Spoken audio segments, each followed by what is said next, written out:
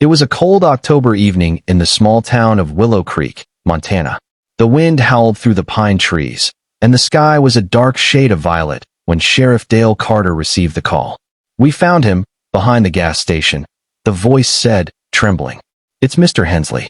He's dead." Within minutes, flashing red and blue lights lit up the lonely road. Robert Hensley, a 52-year-old mechanic known by everyone in town, was found lying face down in the mud. His hands were covered in grease and blood.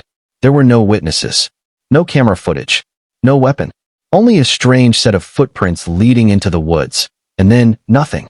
They simply stopped. Sheriff Carter gathered his small team the next morning.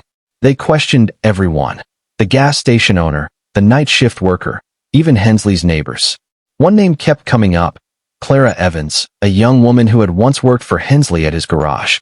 Rumor had it they had an argument weeks before his death. When the sheriff went to her cabin at the edge of town, she was gone. The house was empty, no clothes, no signs of life. Only a half-burned photograph of Hensley on the floor, his face scratched out with a knife. The FBI got involved after the local news spread the story. They found a few strange things. A silver locket buried near the crime scene, engraved with the letter C. Hensley's wallet missing, but all his cash still in his pocket. And a note, crumpled in his car's glove box. "You can't fix what's already broken."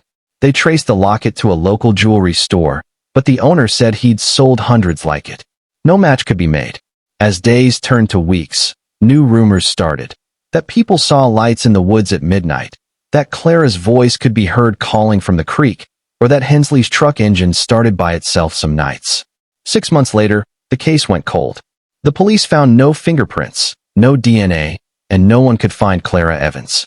Some said she fled the state. Others whispered she was dead too.